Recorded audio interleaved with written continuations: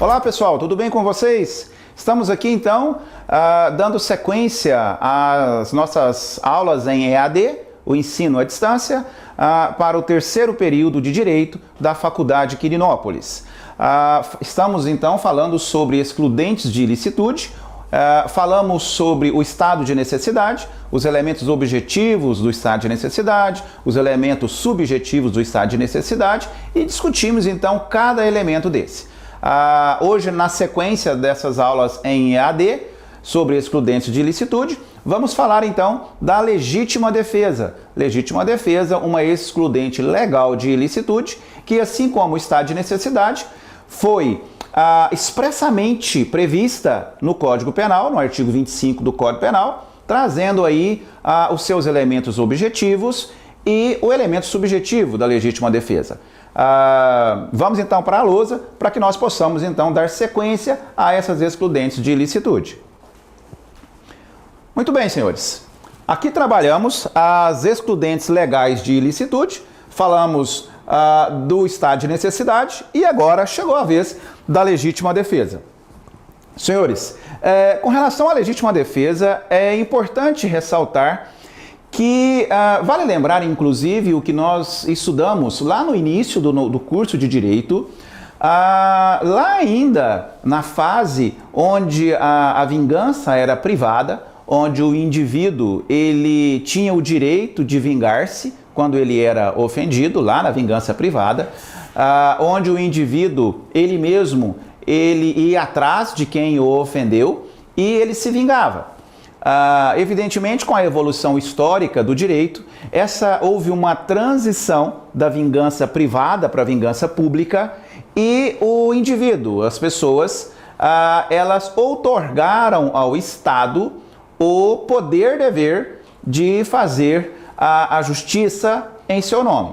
Então, hoje, nós que somos vítimas de algum crime, algum suposto crime, nós não podemos, por nós mesmos, ir lá e fazer a vingança com as nossas próprias mãos. Quem tem a obrigação de apurar o fato, quem tem a obrigação de processar e julgar o suposto agressor é o Estado.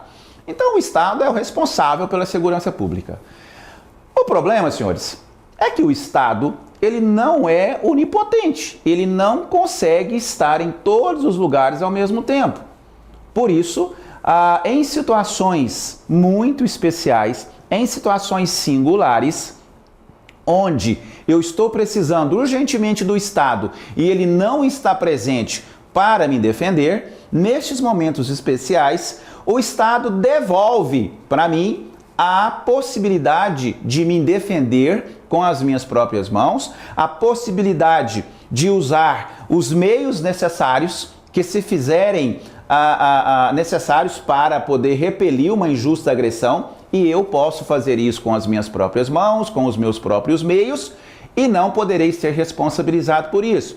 Por que não poderei ser responsabilizado por isso?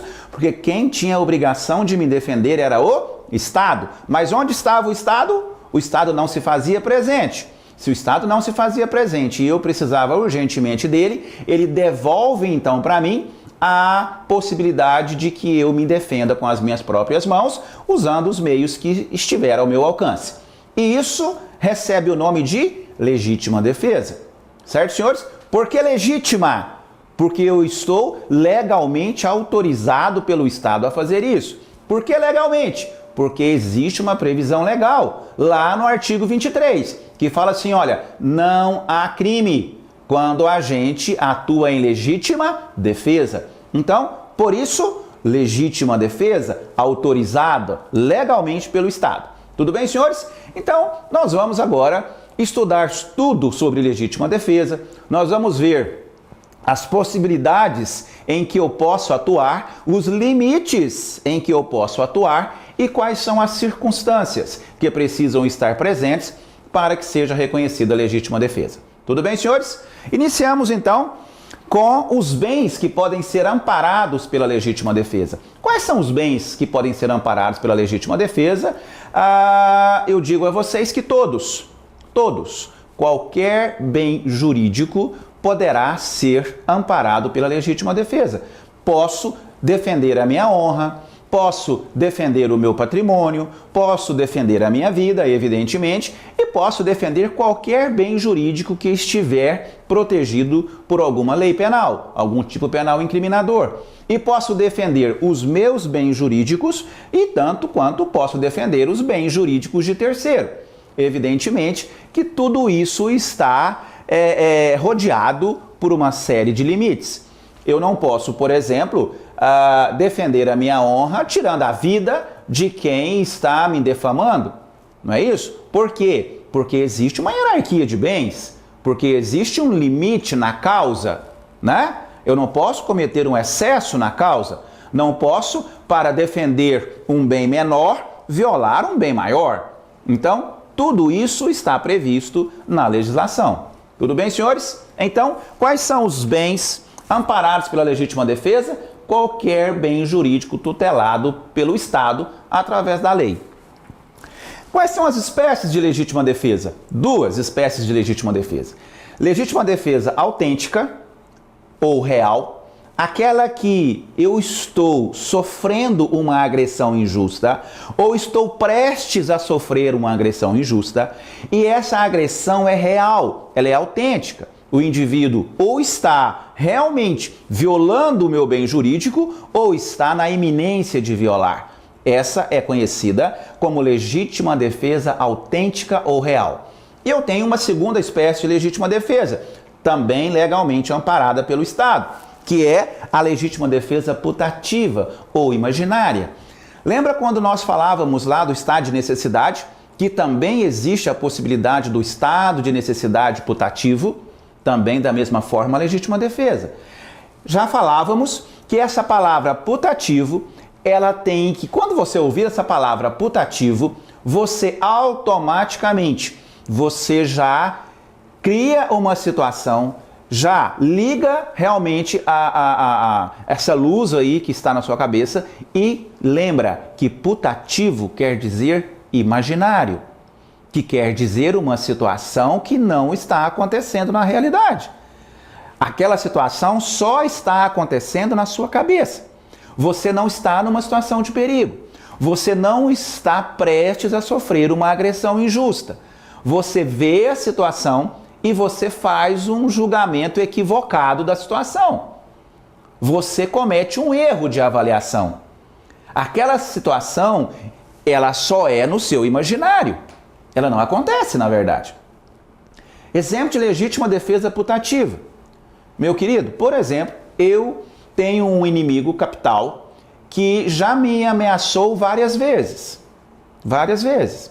E eu encontro com esse indivíduo em um determinado lugar, num bar, por exemplo, e eu estou sentado ali no balcão, na ponta do balcão, e eu vejo o indivíduo. E esse indivíduo está caminhando na minha direção. E eu olho para ele e percebo que ele não está com cara de bons amigos. Ele está vindo na minha direção. Eu acredito que ele vai me agredir. Eu acredito que ele vai me matar, que ele vai cumprir a promessa. A hora que ele está se aproximando, eu saco da arma e atiro nele. Acontece que ele estava desarmado, ele não tinha me visto e ele estava indo no banheiro, que estava atrás de mim. Só que eu imaginei com toda a força da minha alma de que ele viria me agredir. Agora, senhores, aí vocês podem estar aí pensando, que isso, ai? Mas aí fica fácil demais, ó. Eu mato o cara e depois conto essa história da carochinha. E aí fica muito fácil. Aí eu falo que eu agi em legítima defesa, que o cara já tinha me ameaçado e não sei o quê, e é o Estado que tem que provar o contrário. Nada disso. Nada disso. Eu já digo a você que provar legítima defesa não é muito fácil. E provar legítima defesa, cabe a você provar realmente que toda aquela situação que você imaginou realmente era uma situação que qualquer um que tivesse no seu lugar teria feito a mesma coisa. Então não é muito simples você provar uma legítima defesa.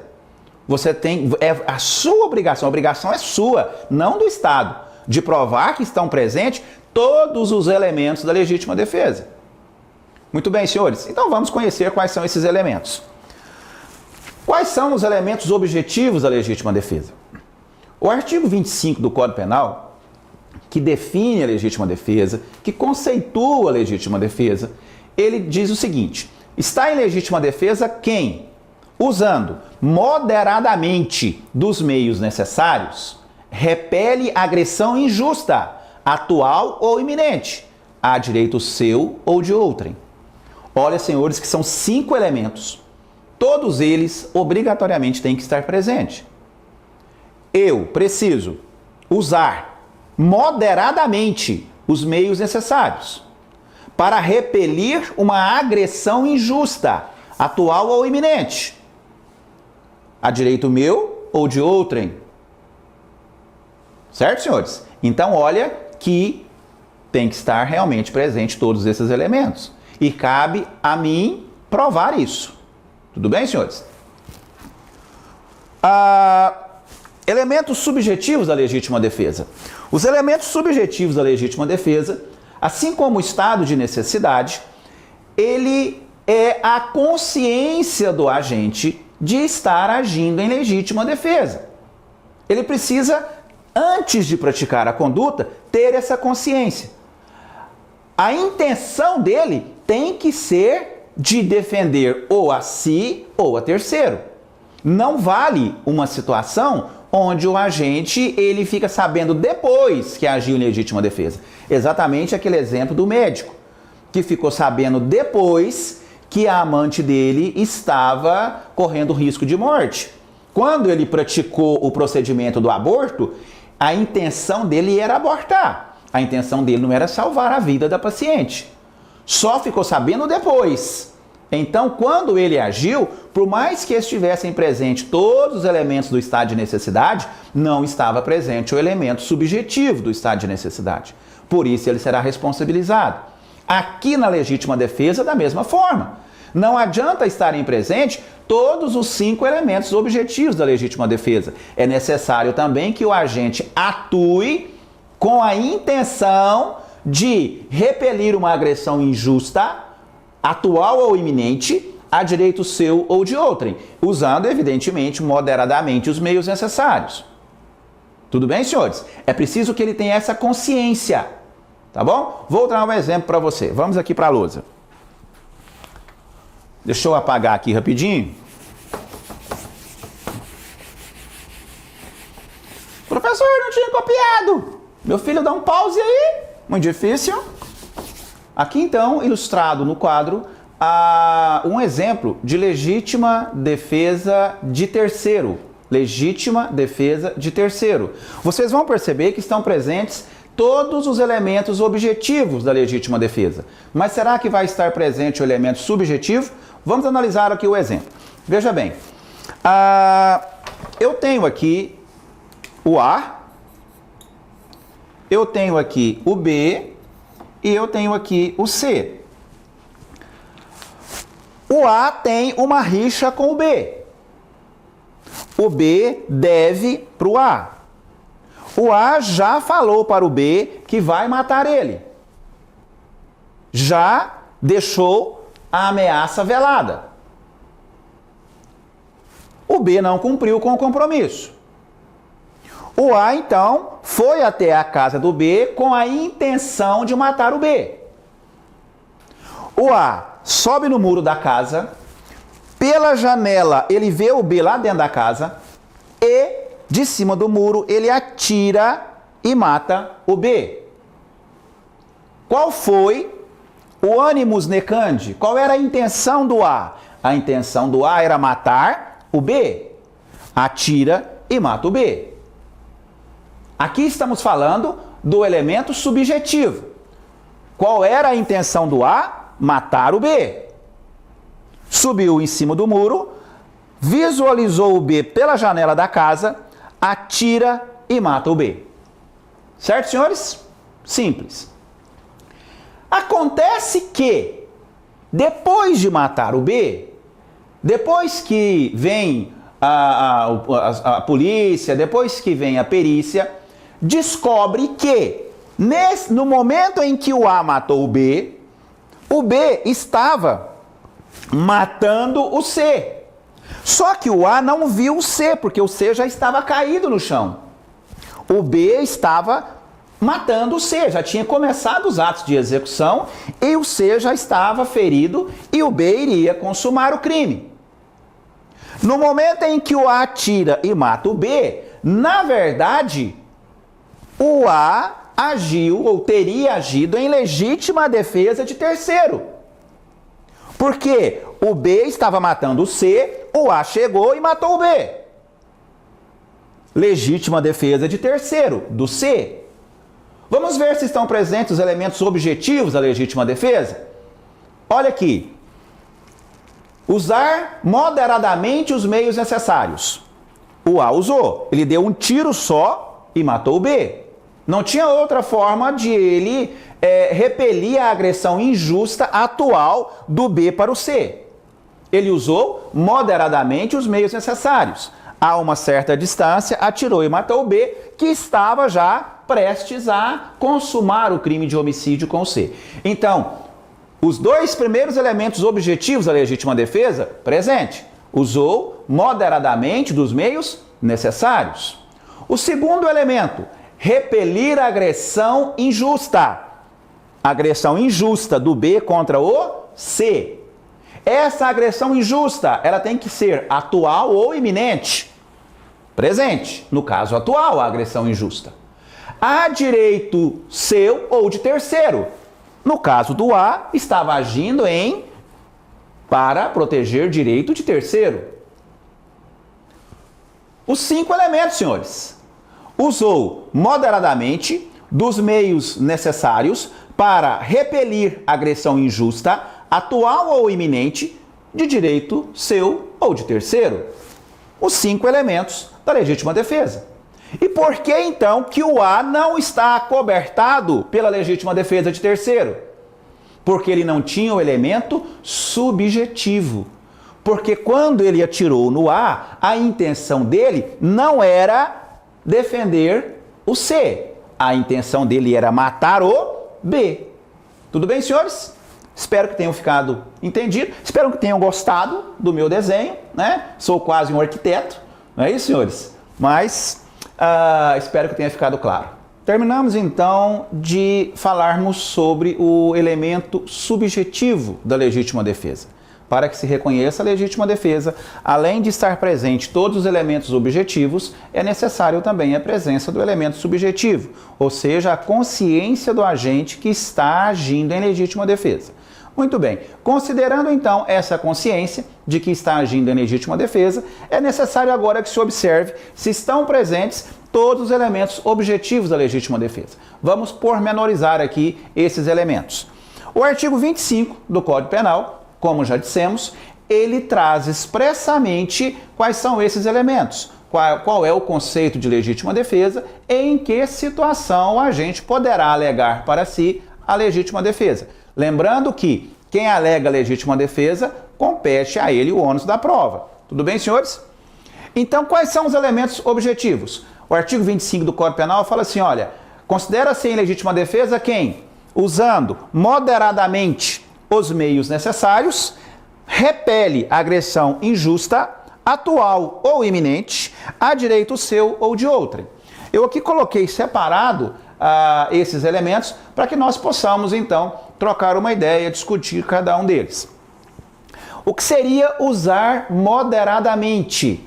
Senhores, o que quer dizer moderadamente? Bom, primeiro partimos do princípio de que a legítima defesa ela tem um limite de repulsa dessa agressão injusta. Tem um limite. Uma vez em legítima defesa, não estou o tempo todo em legítima defesa. Por exemplo, se algum indivíduo entra na minha casa à noite, armado, e eu consigo me antecipar a esse meliante e eu consigo dar um tiro nesse cara. Esse cara cai para lá. E eu consigo ir lá e tomar a arma dele.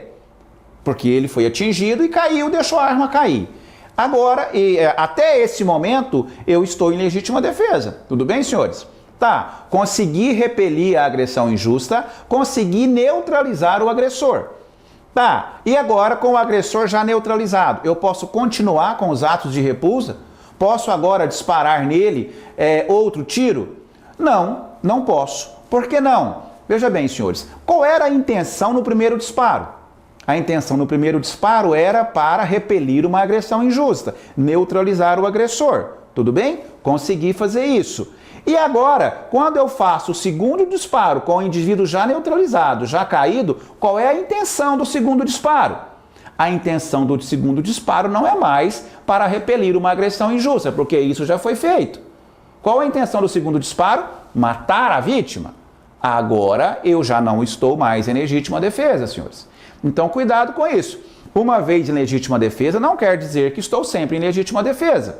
A legítima defesa, ela tem limites. E a partir desse limite, eu estou cometendo excessos. E os excessos todos serão responsabilizados. Tudo bem, senhores? Então, o que quer dizer usar moderadamente? Moderadamente quer dizer usar até o momento em que você repele uma agressão injusta. Isso não quer dizer que eu tenho que disparar só uma vez. Eu posso, por exemplo, disparar 5 vezes, 6 vezes, 10 vezes uma arma de fogo contra uma pessoa e mesmo assim ainda estar em legítima defesa. Como é que seria um exemplo para que nós pudéssemos elucidar isso? Imagine você uma senhora já de idade que mora sozinha em casa e ela tem uma arma calibre 22 para se proteger. Um determinado dia, entra um indivíduo na sua casa, um indivíduo muito forte, um indivíduo que está ali para fazer mal a essa senhora, inclusive com violência. Essa senhora consegue tomar posse da arma de fogo que ela guardava e aponta para o indivíduo, ameaçando que irá fazer um disparo. O indivíduo não acredita muito na situação e vai em direção à senhora. Ela faz um disparo com a arma de fogo, que acerta o indivíduo. Só que o indivíduo, um calibre 22, é uma arma que não causa tanto impacto. O indivíduo, mesmo tomando o tiro, ele continua em direção à mulher. E ela continua efetuando disparos. E o indivíduo continua aproximando da mulher. Não vamos colocar 10 disparos, até porque uma arma 22 não tem esse tanto de munição ali no tambor. Mas uma arma calibre 22 deve ter aí de 6 a 7 munições. Vamos dizer que ela disparou 5 vezes. O indivíduo não parou. Ela disparou o último projétil. Fez 6 disparos. Só no último projétil é que o indivíduo cai. E ela consegue repelir a agressão. Ela fez 6 disparos. Ela agiu com excesso? Sim ou não, senhores? Não. Por que não? Porque somente no 6º disparo é que ela conseguiu neutralizar o agressor. Até o 5º disparo, o agressor ainda continuava com a intenção e caminhando na direção da senhora. Então, quando eu digo usar moderadamente, quer dizer usar até o limite em que eu consigo repelir essa agressão. Agora, o limite, evidentemente, que é variado. Isso depende de cada caso. Tudo bem, senhores? Fazer uso dos meios necessários. O que é o meio necessário, senhores? O meio necessário é aquele que eu tenho à minha disposição no momento da agressão injusta para tentar fazer frente a essa agressão injusta. Senhores, imagina alguém armado com uma arma de fogo. Qual é o meio necessário que eu vou ter que fazer uso para fazer frente a essa agressão injusta? Só pode ser outra arma de fogo. Imaginem que... Vamos contar uma situação para vocês aqui. Imagine, por exemplo, um dono de uma mercearia. Ele faz uso de cadeira de roda. Tudo bem? Ele é paralisado da cintura para baixo. E ele anda numa cadeira de roda. E chega um meliante lá no comércio dele e começa a agredi-lo verbalmente.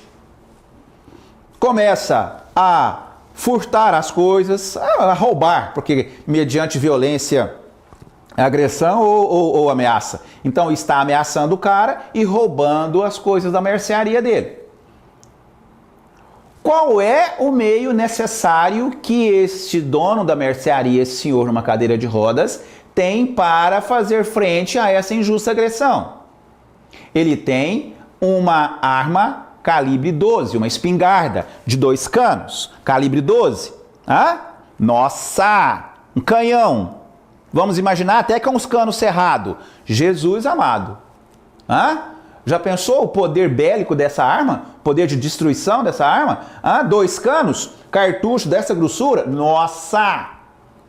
Ele pega essa arma dele e aponta para o indivíduo que está ali agredindo ele verbalmente e está roubando as suas coisas. Se até aquele momento de apontar a arma e ameaçar o indivíduo de que vai atirar, se o cara realmente largar e sair, ele está em legítima defesa, usou moderadamente os meios necessários. Mas, e se ele apontar a arma e o cara já realmente se dispuser a sair e ele atirar? Quando ele atirou, ele estava agindo para proteger o seu patrimônio, a sua integridade física, ou ele estava agindo com raiva e com a intenção de matar, com a intenção de vingança? Se ele disparar, senhores, ele usou o meio necessário? Usou. Qual era o meio necessário? A espingarda, aquilo que ele tinha. Mas usou moderadamente? Aí não. Então, senhores, tudo é uma questão de você analisar o fato. E se ele só ameaçar e o cara sair? Tudo bem. Ele vai ser responsabilizado pelo crime de ameaça? Não. Por que não? Porque ele usou isso em legítima defesa. Não cometeu crime de ameaça. Professor, mas e o porte ilegal de arma de fogo? Bom, aí ele incorreu no crime de porte ilegal de arma de fogo. Mas vamos entender que ele tenha a posse e o porte legal dessa arma. Porque eu não estou falando de porte legal de arma de fogo, eu estou falando do crime de ameaça. Então, imaginem que ele tenha o porte e a posse legal dessa arma. Cometeu algum crime? Não, nenhum. Tá, e se apontando a arma para o cara não se intimidou com a ameaça e fez uso de uma faca e veio para cima dele?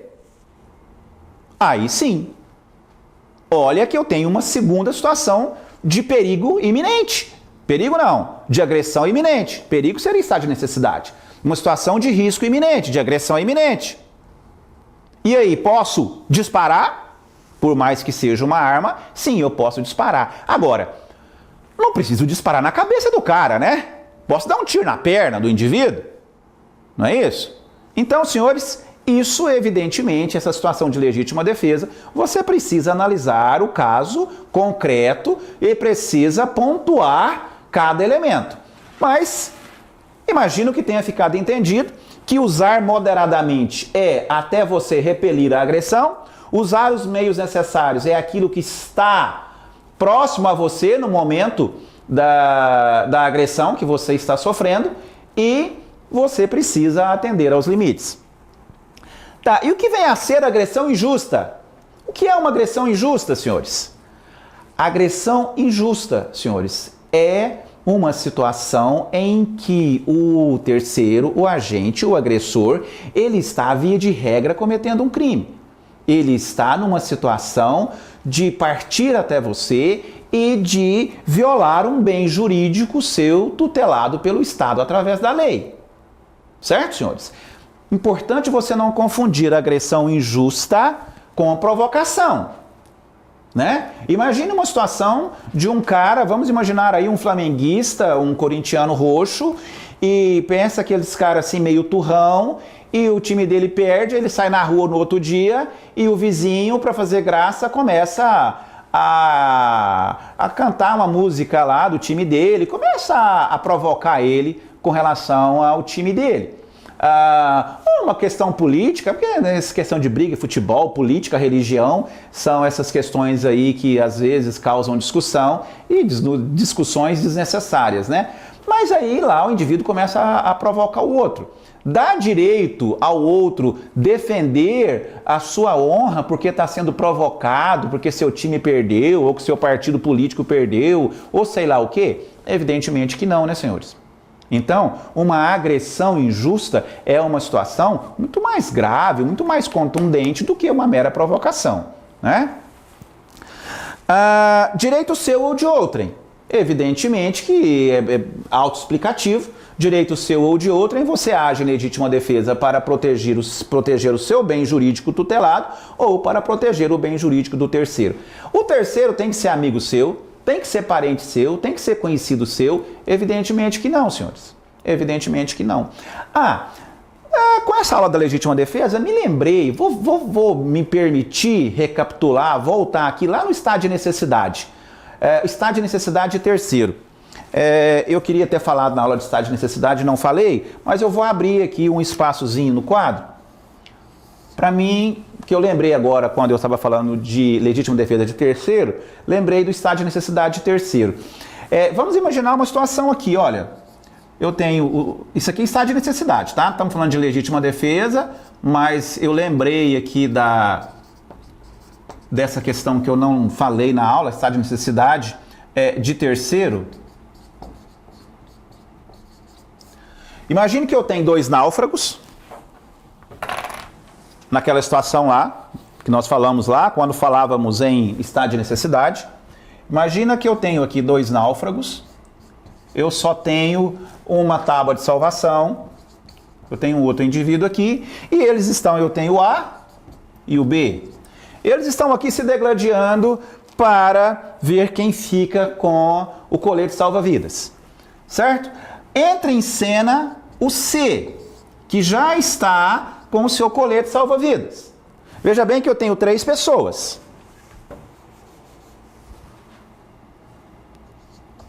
Veja bem que eu tenho 3 pessoas, o A, o B e o C. Eu tenho 2 coletes salva-vidas. O C já está com o dele. O A e o B estão brigando pelo último colete. É legítimo se o C vir aqui e matar o B para ajudar o A? É legítimo? Sim, senhores, é legítimo. Por quê? Porque o C estaria agindo em estado de necessidade de terceiro. E se esse A que foi ajudado pelo C precisa ser parente dele? Precisa ter alguma relação com ele? Não, o C não precisa conhecer nenhum dos dois. Mas por que ele fez a opção de matar o B então? Vamos imaginar que o B era mais forte que o A. Aí o C falou, não, mas essa briga é injusta, eu vou lá ajudar. E ele ajudou para quê? Para matar o B? Ele queria matar o B? Não. O que ele queria? Queria salvar o A. Então eu tenho aqui um estado de necessidade de terceiro. O C agindo, matando o B e estando acobertado pelo estado de necessidade de terceiro. Tudo bem? Feito essa observação aqui, tendo voltado um pouquinho lá no estado de necessidade. E o estado, e a legítima defesa de terceiro? É possível? Claro, assim como no estado de necessidade, a legítima defesa de terceiro. Lembra daquele exemplo que nós falamos da casinha que o indivíduo estava lá, né? O indivíduo atirou de cima do muro, matou o cara aqui atrás da janela que estava matando o outro aqui, certo? Por que ele não agiu em legítima defesa de terceiro? Porque ele não sabia do cara. Estava presente todos os elementos objetivos, mas não estava presente o elemento subjetivo. Tá, e se ele soubesse do C, matou o B para defender o C, aí era possível legítima defesa de terceiro? Aí sim, porque aí eu teria a presença de todos os elementos objetivos e também teria a presença do elemento subjetivo. O que vale, senhores, é a intenção do indivíduo. Se a intenção desse indivíduo ao matar se a intenção do C em matar o B era para salvar o A, perfeito. O B querendo matar o A e o C atira e mata o B e salva o A. Qual era a intenção quando o C atirou? Salvar o A. Perfeito. Tudo bem? Legítima defesa de terceiro. Muito bem, e com isso... esquecemos uma aqui.